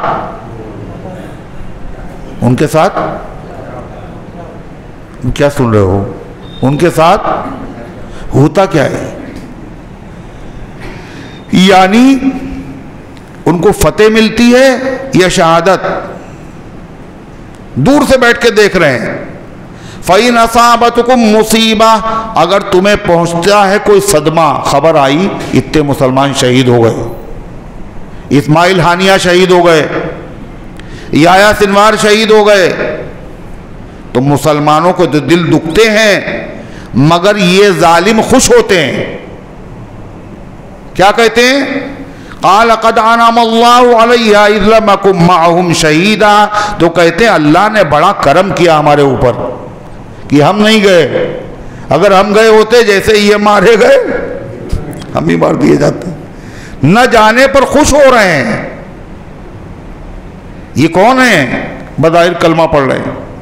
اللہ تعالیٰ فرماتا ہے وَلَئِنْ أَصَابَكُمْ فَضْلٌ مِّنَ اللَّهِ، اور اگر تمہیں مل گیا اللہ کا فضل، مسلمانوں کا لشکر گیا اور کامیاب ہو گیا اور مال غنیمت ملا، تو ان چونکہ مسلمان ہیں نہیں، لہذا مسلمانوں کی کامیابی پر، مال غنیمت ملنے پر ان کو خوشی نہیں ہوتی، بلکہ ان کو کیا ہوتا ہے؟ کیا ہوتا ہے؟ خوشی ہوتی۔ ان کو خوشی نہیں ہوتی، ان کو غم ہوتا ہے۔ اگر کسی آدمی کو کسی سے محبت ہو اور اس کو اگر کامیابی ملے تو محبت کرنے والے کو غم ہوتا ہے، خوشی ہوتی؟ خوشی ہوتی۔ اگر ان کو واقعی یہ مسلمان ہے تو مسلمانوں کی کامیابی پر ان کو خوشی ملنا چاہیے، مگر یہ ظالم مسلمانوں کی کامیابی پر غم کرتے ہیں اور کیا کہتے ہیں؟ کیا ہوا؟ دھوکہ کھا گئے، غچہ کھا گئے، ارے ہم بھی چلے گئے ہوتے اتنا مال ملتا، بتائیے انہی لوگوں کو مل جائے گا، ہمیں نہیں ملے گا۔ یہ فکر ہے۔ اللہ فرماتا وَلَئِنْ أَصَابَكُمْ فَضْلٌ مِّنَ اللَّهِ، اور اگر تمہیں حاصل ہو جاتا ہے اللہ کا فضل، کامیابی، تو یہ کہتے ہیں كَأَن لَّمْ تَكُن بَيْنَكُمْ وَبَيْنَهُ مَوَدَّةٌ، ایسی بات کہتے ہیں ایسا لگتا ہے تمہارے درمیان ان کے دلوں میں کوئی محبت نہیں ہے۔ کیا کہتے ہیں؟ یا لیتنی کنت معہم، کاش کی میں بھی چلا گیا ہوتا، فافوز فوزا عظیما، تو مجھے بھی بڑی کامیابی مل گئی ہوتی۔ اللہ کہتا منافقوں کو تم نے پہچان لیا مسلمانوں، ان کے چکر میں نہ پڑنا، اللہ کے حکموں میں تاخیر نہ کرنا۔ فَلْيُقَاتِلْ فِي سَبِيلِ اللَّهِ الَّذِينَ يَشْرُونَ الْحَيَاةَ الدُّنْيَا بِالْآخِرَةِ، تو اللہ کے راستے میں ان لوگوں کو جہاد کرنا چاہیے جنہوں نے دنیا کی زندگی بیچ ڈالی آخرت کے بدلے میں، آخرت مل جائے اور آخرت میں کامیابی مل جائے، دنیا اس کی خاطر قربان کر دی، بچے یتیم ہو گئے، بیویاں بیوہ ہو گئی، گھر سے بے وطن ہو گئے، کیوں؟ جنت ملے، اللہ کی رضا ملے۔ تو جو لوگ اللہ پر واقعی ایمان رکھتے ہیں ان کو اللہ کے راستے میں جہاد کرنا چاہیے۔ اللہ فرماتا اور اگر اللہ کے حکم پر انہوں نے عمل کیا تو ان کو نقصان بولو نہیں ہوگا، فائدہ ہی ہوگا۔ کیسے فائدہ ہوگا؟ یا تو یہ مغلوب ہو جائے گا اور شہید ہو جائے گا، جب بھی فائدہ ہے، اور اگر یہ غالب آئے گا اور مال غنیمت ملے گا اور غازی و مجاہد بنے گا، جب بھی فائدہ۔ رہے جہاد میں ذکر شکست کیا معنی؟ جہاد کے راستے میں ہارنے کا کوئی سوال ہی نہیں پیدا ہوتا۔ مال مرد مجاہد شہید یا غازی، جو مرد مجاہد ہوتا ہے اس کا انجام کیا ہوتا ہے؟ یا تو شہید ہو جاتا ہے اور یا پھر وہ غازی کہلاتا ہے۔ تو اللہ تعالیٰ فرماتا ہے وَمَن يُقَاتِلْ فِي سَبِيلِ اللَّهِ، اور جو اللہ کے راستے میں جہاد کرے گا فَيُقْتَلْ، پھر وہ مغلوب ہو گیا، قتل کر دیا گیا، یعنی شہید ہو گیا، او یغلب، یا وہ غالب آ گیا، فسوف نؤتیہ اجرا عظیما، تو ہم ان مسلمانوں کو بہت بڑا اجر دیں گے، ثواب دیں گے، اور اللہ جب کہے ہم بڑی چیز دیں گے تو اس کو ہمارے پاس سمجھنے کے لیے دماغ بھی نہیں، کیا دے گا خدا؟ جب بڑا آدمی کسی چیز کو کہے بڑی، تو اس سے بڑی کوئی چیز ہو نہیں سکتی، اللہ سے بڑا کوئی نہیں۔ اللہ کہتا ہے بہت بڑا بدلہ دیں گے ہم، یہ تو قیامت کے دن پتہ چلے گا کیا ملے گا۔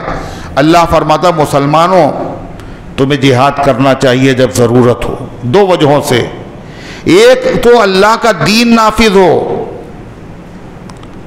دین نافذ ہو، یہ دنیا اللہ کی، مخلوق اللہ کی، قانون اللہ کا، اگر اللہ کا قانون دنیا میں نافذ ہوگا تو قانون میں انصاف ہے، کسی کے ساتھ ناانصافی نہیں ہوگی، پوری دنیا میں امن اور چین قائم ہوگا، اللہ کا قانون نافذ ہو۔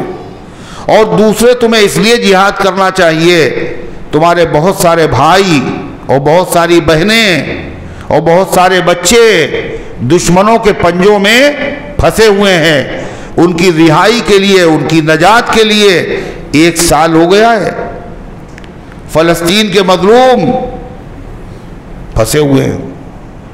تمہیں ہوا کیا؟ تمہاری غیرت کو کیا ہوا؟ تم کیسے مسلمان ہو؟ تم کیسے مسلم بادشاہ ہو؟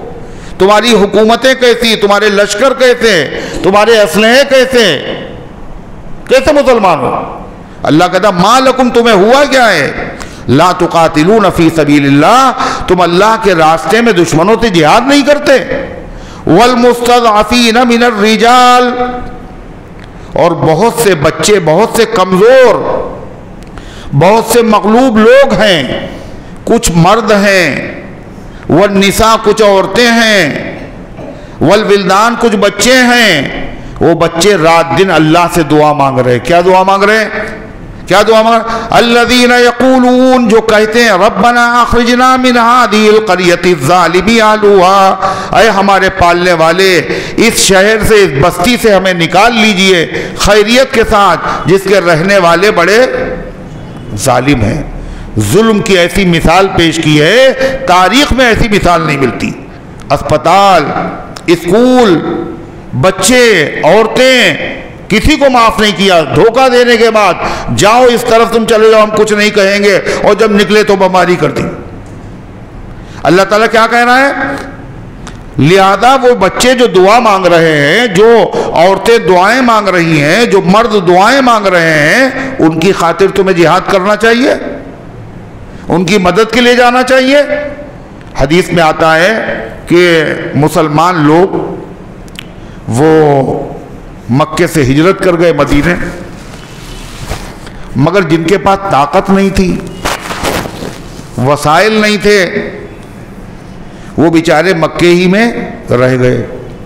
کمزور لوگ، عورتیں بھی تھیں، بچے بھی تھے، مرد بھی تھے، ان کو مکے کے کافر ستاتے تھے۔ کاہے کے لیے؟ یہ مسلمان ہو گئے، پھر سے اسلام چھوڑ کے ہمارے مذہب میں آ جائے۔ وہ بیچارے دعائیں مانگتے تھے، اے اللہ اس بستی سے ہمیں نکلنے کی کوئی سبیل پیدا کر دے، یا کوئی ہمارا مددگار بھیج دے۔ کیا دعا مانگتے تھے؟ ربنا اخرجنا من هذه القرية الظالم اهلها، اے ہمارے رب، ہمارے پروردگار، ہمیں نکال لیجئے اس بستی سے جس کے رہنے والے بڑے ظالم ہیں۔ وَاجْعَلْ لَنَا مِن لَّدُنْكَ وَلِيًّا وَاجْعَلْ لَنَا مِن لَّدُنْكَ نَصِيرًا، اور اپنی طرف سے ہمارا کوئی حامی بھیج دیجئے، ہمارا کوئی مددگار بھیج دیجئے۔ یہ دو دعائیں مانگتے تھے وہ لوگ۔ عبداللہ ابن عباس حضور صلی اللہ علیہ وسلم کے چچاداد بھائی ہیں، وہ کہتے ہیں قرآن میں جن لوگوں کا ذکر ہے ان میں میں بھی شامل تھا اور میری ماں بھی شامل تھی، جو مکے میں تھے، جو ستائے جا رہے تھے، جو اللہ سے دعائیں مانگ رہے تھے کوئی سبیل پیدا کر دے۔ اللہ نے ان کی دعائیں سن لی۔ کچھ لوگ تو مکے سے مدینے ہجرت کر گئے، بعد میں 8 ہجری میں اللہ نے مکے کو فتح کر دیا۔ مظلوموں کا حامی جناب محمد الرسول اللہ صلی اللہ علیہ وسلم خود مکے میں پہنچ گئے۔ اللہ فرماتا ہے وَاجْعَلْ لَنَا مِن لَّدُنْكَ نَصِيرًا، اور ہمارے لیے اپنی طرف سے کوئی حامی بھیج دیجئے اور کوئی مددگار مقرر کر دیجئے. الذین آمنوا یقاتلون فی سبیل اللہ. اللہ کہتا ہے لڑتے سب ہیں دنیا میں. امریکہ بھی لڑ رہا ہے, فرانس بھی, اسرائیل بھی, سب لڑتے ہیں, مگر لڑنے میں فرق ہے. کیا؟ الذین آمنوا یقاتلون فی سبیل اللہ. جو ایمان والے ہیں وہ اللہ کے راستے میں لڑتے, اللہ کو راضی کرنے کے لیے, پیٹ بھرنے کے لیے نہیں, مال غنیمت کے لیے نہیں, اور وہاں کی کانیں ہتھیانے کے لیے نہیں, اللہ کی رضا کے لیے.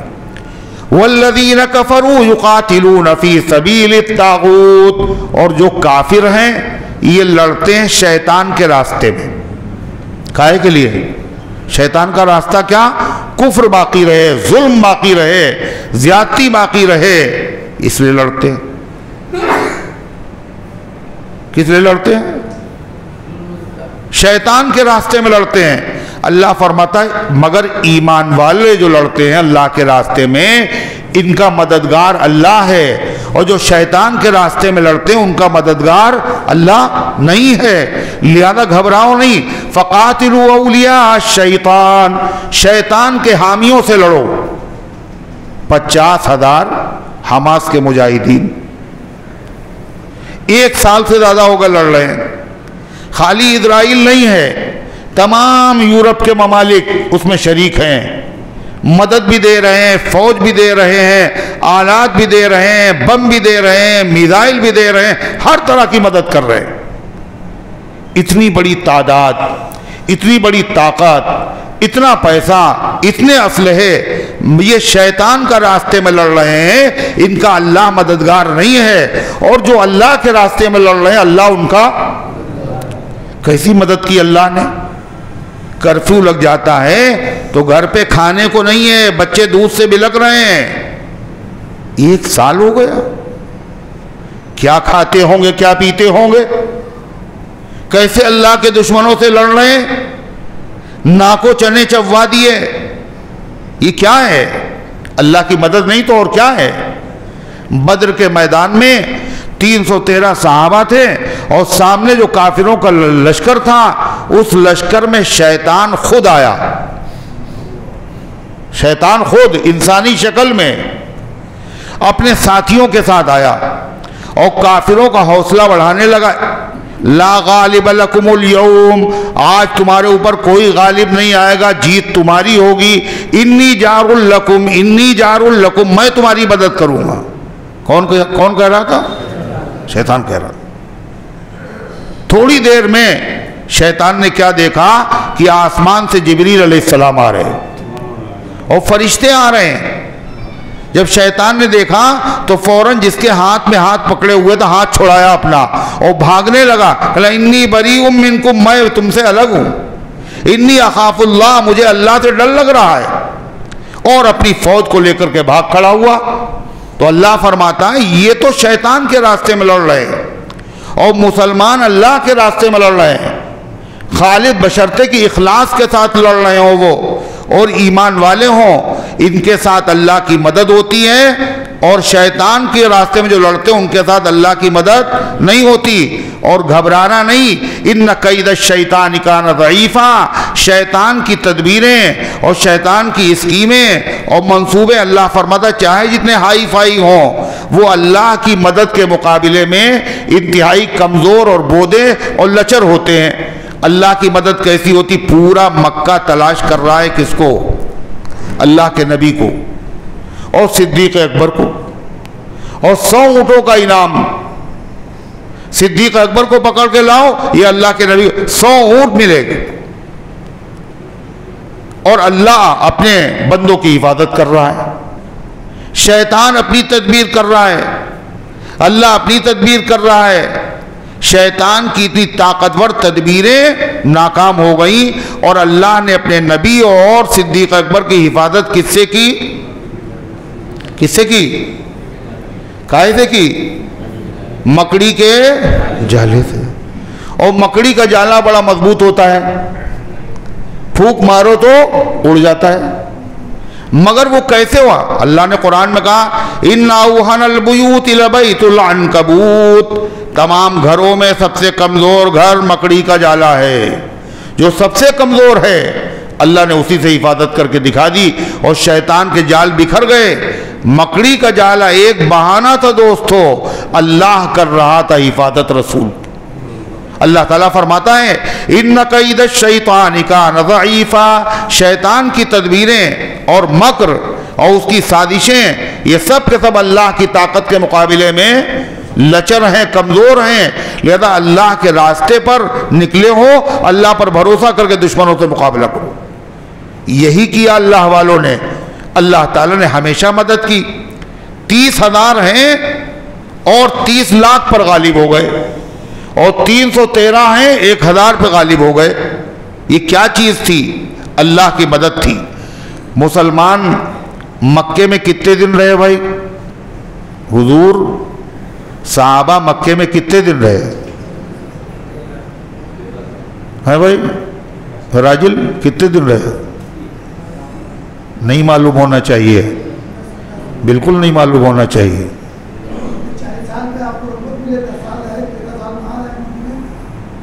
کتنے دن رہے؟ جس نبی کے صدقے میں کھاؤ اور پیو اس کو یہ بھی نہیں پتا کتنے دن مکے میں رہے اور کتنے دن مدینے میں رہے. کل عمر مبارک 63 سال، نبوت ملی 40 سال کی عمر میں، باقی بچے 23 سال. 23 سال میں 10 سال مدینے میں، 13 مکے میں. 13 سال جب آپ مکے میں رہے تو مکے میں مسلمانوں کے ساتھ کیا ہوا؟ کیا ہوا؟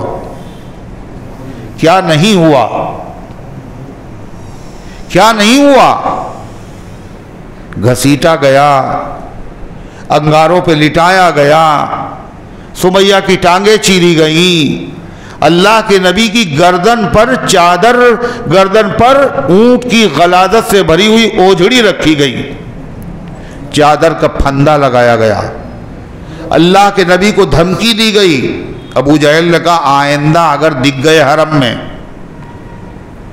آئندہ اگر حرم میں ہم نے تمہیں سجدہ کرتے ہوئے دیکھا تو ابو جہل نے کہا آپ کی گردن پہ پیر رکھ دیں گے.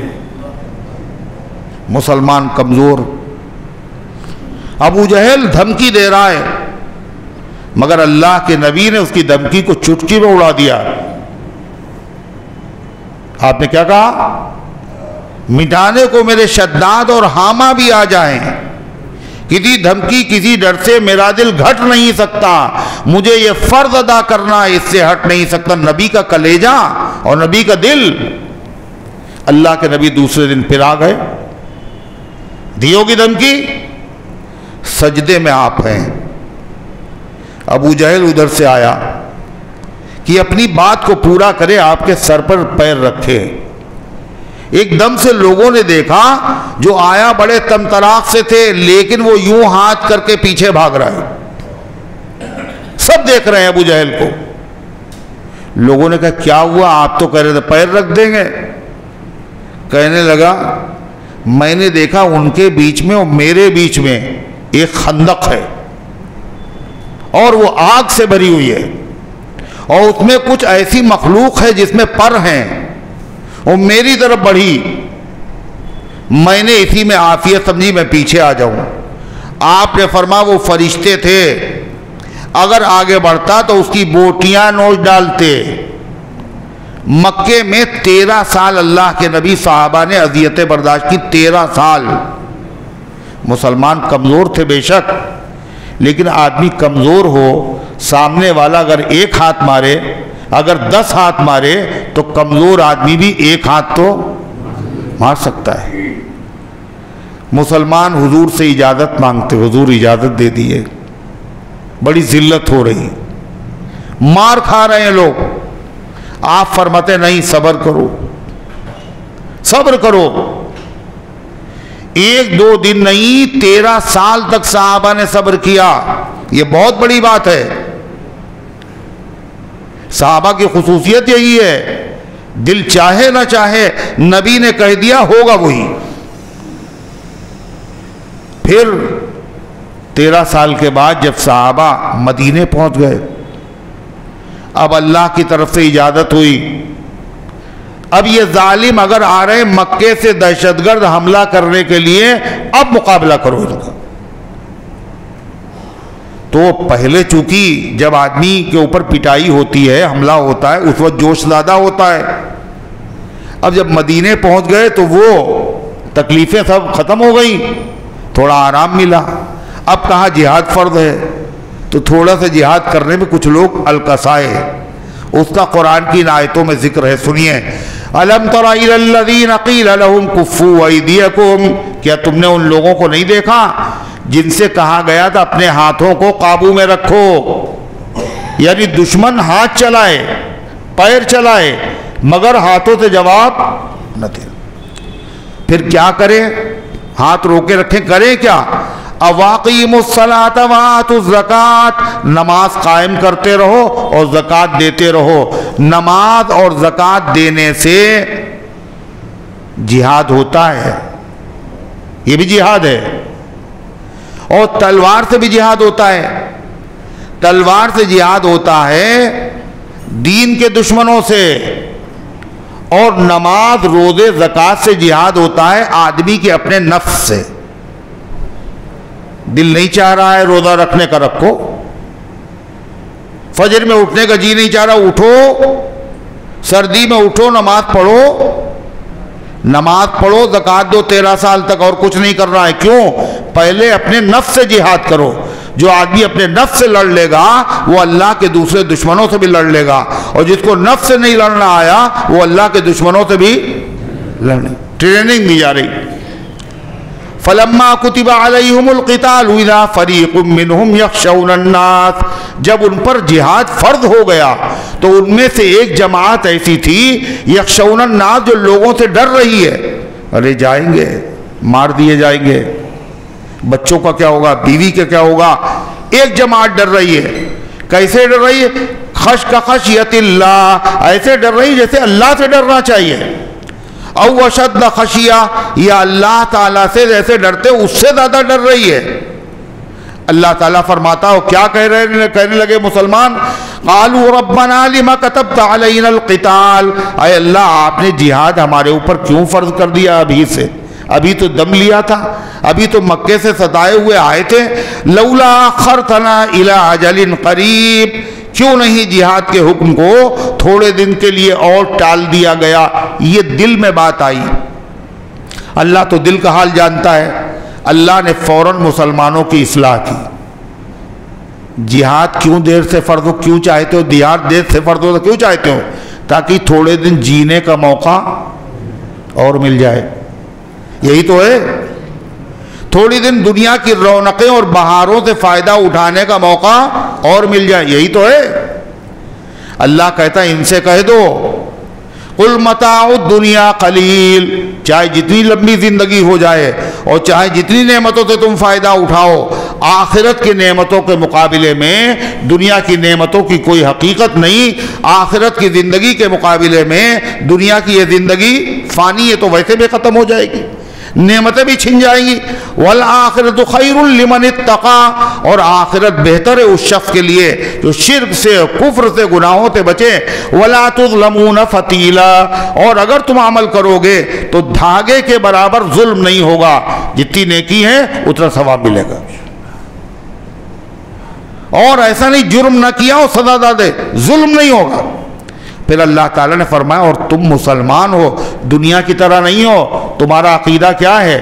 موت کا ایک وقت اللہ کی طرف سے مقرر ہے، جب تک وہ وقت نہیں آئے گا تم جہاد میں جاؤ، کہیں بھی چلے جاؤ، اس وقت سے پہلے تمہیں موت نہیں آئے گی۔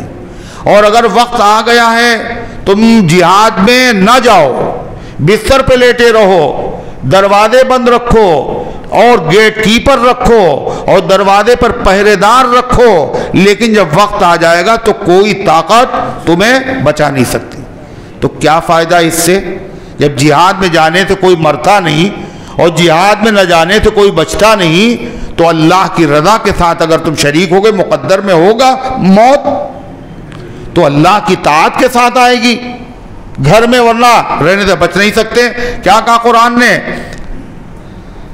اینما تکونوا یدرککم الموت ولو کنتم فی بروج مشیدہ، تم جہاں کہیں بھی ہو تمہارا موت تمہارا گلا دبا دے گی، اگرچہ تم چونے کے قلعی شدہ قلعوں میں اپنے آپ کو سیف کر لو۔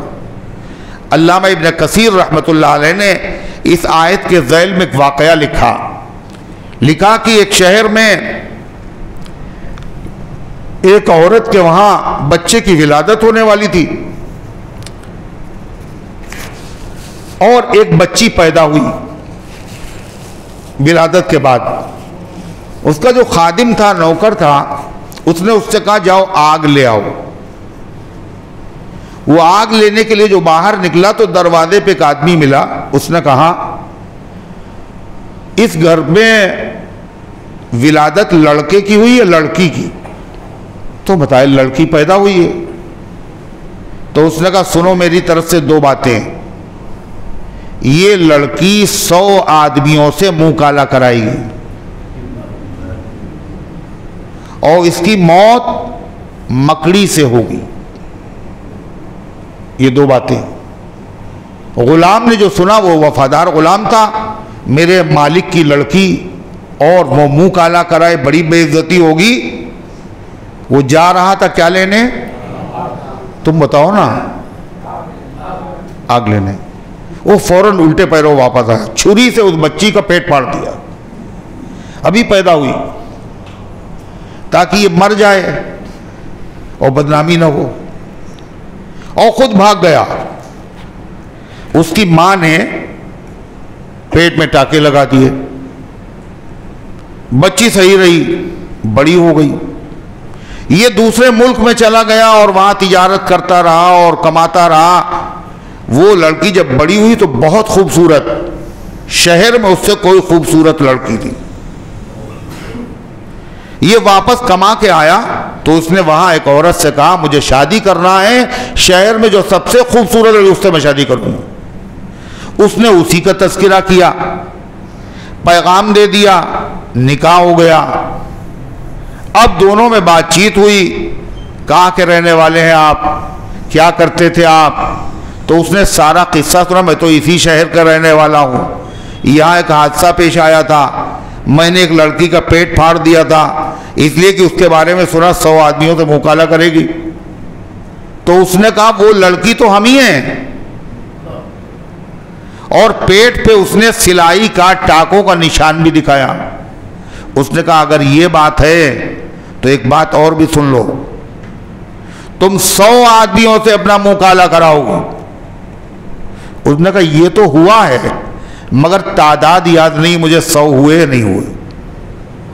کہا اور دوسری بات یہ ہے کہ تمہاری موت مکڑی سے ہوگی۔ لہذا اس نے اپنی اس خوبصورت بیوی کی حفاظت کے لیے باقاعدہ ایک محل بنایا جہاں جالے کا نام و نشان نہیں، بڑی حفاظت سے، بڑا خوبصورت۔ ایک دن دونوں لیٹے ہوئے ہیں اور چھت کے اوپر مکڑی نظر آئی۔ مکڑی سے تم کہہ رہے تھے مکڑی سے میری موت ہوگی، ابھی مکڑی کو ہم بتاتے ہیں۔ اور مکڑی کو اس نے اس طرح مارا کہ وہ نیچے آ گئی۔ پھر اس نے اس کو مسل دیا، مسلنے کے دوران اس کے زہر کی کچھ چھینٹیں اس کی انگلیوں پہ پڑی، یہی اس کی موت کا پیغام بن گئی۔ قرآن کیا کہہ رہا ہے؟ تم جہاں کہیں بھی چلے جاؤ اپنے آپ کو چاہے جتنا محفوظ کر لو، جو وقت لکھا ہے موت اسی وقت آئے گی۔ اسی لیے حضرت خالد ابن ولید رضی اللہ عنہ نے کیا کہا، 100 جنگیں لڑی انہوں نے، ہر جنگ میں شریک ہوئے اس لیے شہید ہو جائیں۔ کہتے ہیں میرے جسم پر کوئی ایک ایسا حصہ نہیں جس پر تیر یا تلوار کا نشان نہ ہو، مگر میری قسمت میں شہادت کی موت نہیں تھی، بستر کے اوپر مجھے موت آ رہی ہے۔ معلوم ہے جہاد میں جانے سے کوئی تھوڑی مرتا ہے، تم کیوں گھبرا گئے؟ جب جہاد کا حکم سنایا گیا کہ تھوڑے دن اور نہ فرض کیا جاتا، اللہ فرماتا ہے دنیا کی زندگی تھوڑی ہے، آخرت بہتر ہے، اور فرما اینما تکونوا یدرککم الموت، تم جہاں کہیں بھی ہو تمہیں موت آ کر کے رہے گی۔ وَإِن تُصِبْهُمْ حَسَنَةٌ يَقُولُوا هَٰذِهِ مِنْ عِندِ اللَّهِ، اللہ فرماتا ہے یہ منافق اگر کوئی مصیبت پہنچتی ہے، صدمہ، شکست، تو یہ کیا کہتے ہیں؟ اگر کوئی چیز پہنچتی ہے، اگر کوئی ان کو کوئی نعمت ملتی ہے، کہتے ہیں یہ اللہ کی طرف سے اتفاقاً جیت ہو گئی مسلمانوں کی، اتفاقاً ایسا ہو گیا۔ اور اگر ان کو کوئی تکلیف پہنچتی ہے تو کہتے ہیں یہ آپ کی وجہ سے ہے، حضور صلی اللہ علیہ وسلم کی طرف کہتے ہیں آپ کی تدبیروں کی وجہ سے ایسا ہوا۔ کون کہے گا یہ؟ مسلمان تو کہے گا نہیں، کون کہے گا؟ منافق۔ احد میں 70 صحابہ شہید آپ کی وجہ سے ہوا۔ اللہ کے جواب میں کہنا ہے یہ جھوٹے ہیں، ان سے کہہ دو قل کل من عند اللہ، فتح ہو یا شکست ہو، نعمت ہو یا مصیبت ہو، ان میں کسی کا کوئی دخل نہیں ہے، یہ سب اللہ کی طرف سے ہوتی۔ فما القوم لا یکادون یفقہون حدیثا، یہ کیسے لوگ ہیں جو کسی طرح سمجھتے ہی نہیں ہیں۔ تقدیر اللہ تعالیٰ نے دنیا بنانے سے 50,000 سال پہلے لکھ دی، جو ہونا ہے وہ ہو کے رہے گا، اس کو کوئی ٹال نہیں سکتا۔ اب دو ہی حالتیں ہیں، یا تو خیر کی بات ہوگی یا پریشانی کی بات ہوگی۔ اللہ کی طرف سے اگر پریشانی بھی آ رہی ہے تو وہ ہے تو اللہ کی طرف سے، مگر اس میں بھی کوئی نہ کوئی حکمت ہے، چاہے ہماری سمجھ میں آئے اور چاہے نہ آئے۔ اللہ فرماتا فما اصابک من حسنۃ فمن اللہ، تو جو تمہیں نعمت ملے تو یہ سمجھنا چاہیے اللہ کی طرف سے۔ میری کوئی کاروبار اچھا چل گیا، ارے میں یہ محنت کی اور میں نے رات دن ایک کر دیے اور یہ کیا، کیا بک رہے ہو تم؟ جو تمہیں نعمت ملے یہ اللہ کی طرف سے۔ وما اصابک من سیئۃ، اور جو تکلیف تمہیں پہنچے، مصیبت، صدمہ، وہ بھی اللہ کی طرف سے ہے، لیکن یہ سمجھ لینا وہ اللہ کا فضل تھا، نعمت، اور یہ جو تمہیں تکلیف پہنچی فمن نفسک، یہ تمہاری وجہ سے ہے، یعنی تمہارے کوئی کسی عمل کا نتیجہ ہے، تمہاری بدعملی کی وجہ سے، تمہارے کسی گناہ کی وجہ سے ہے۔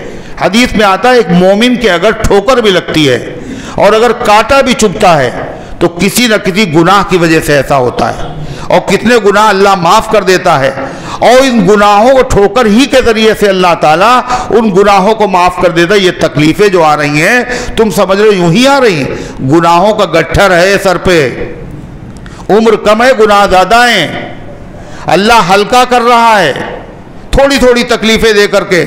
اسی لیے کہا بخار کو برا نہ کہو، لا تسب الحمى، بخار کو برا نہ کہو، اس سے بھی تمہارے گناہ معاف ہوتے ہیں، مگر اللہ سے یہ مانگو اے اللہ۔ ایک مرتبہ ایک صاحب حضرت حاجی امداد اللہ مہاجر مکی رحمۃ اللہ علیہ بیان کر رہے تھے کہ بیماری بھی نعمت ہے، صحت بھی نعمت ہے، دونوں اللہ کی طرف سے ملتی ہیں۔ اتنی دیر میں ایک آدمی آ گیا، اس نے کہا کہ حضرت دعا کر دیے میرا لڑکا بیمار ہے۔ تو سارے جو علماء بیٹھے ہوئے تھے سب حیرت میں پڑ گئے، ابھی حضرت کہہ رہے تھے بیماری بھی نعمت ہے اور صحت بھی نعمت ہے، اب یہ آدمی آ گیا کہہ رہا ہے میرا لڑکا بیمار ہے دعا کر دیجئے، دیکھیں حضرت کیا کرتے ہیں۔ تو حضرت نے کیا فرمایا؟ حضرت نے فرمایا اے اللہ بیماری بھی نعمت ہے، صحت بھی نعمت ہے، یہ کمزور آدمی ہے، اے اللہ بیماری کی نعمت کو صحت کی نعمت سے بدل دے۔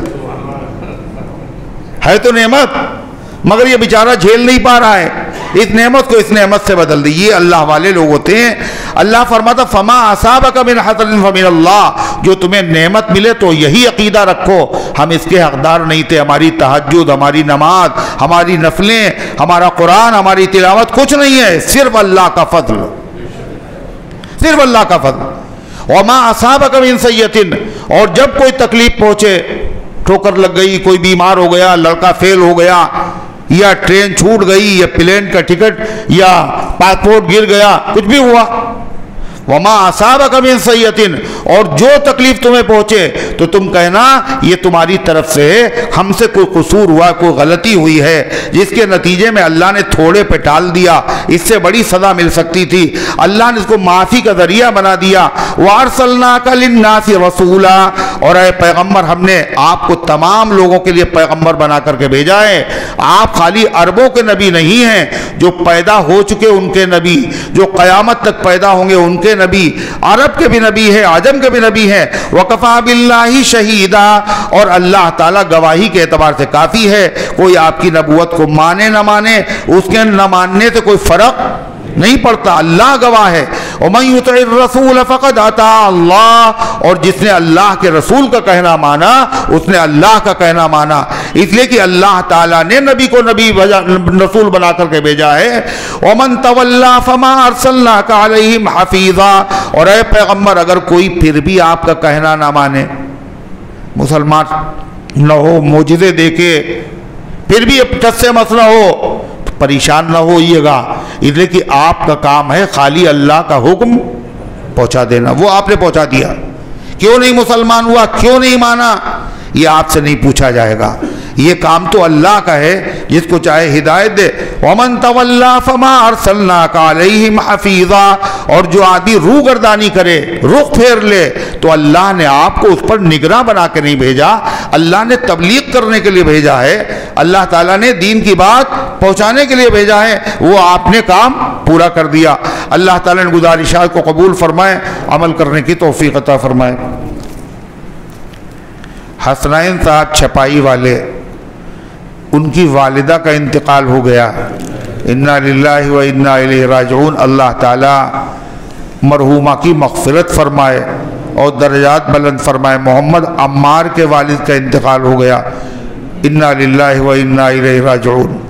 اللہ تعالیٰ مغفرت فرمائے. اور تمام مرحومیں، محمد افضال کی طبیعت خراب ہے، اور کشف کی طبیعت خراب ہے، اور رمضان الحق صاحب کی طبیعت خراب ہے، اور اسی طرح حاجی جمیل صاحب کی طبیعت خراب ہے، ان کی اہلیہ کی طبیعت خراب ہے، اور نامعلوم کتنے اللہ تعالیٰ کے بندے بخار میں مبتلا ہیں اور طرح طرح کی بیماریوں میں مبتلا ہیں.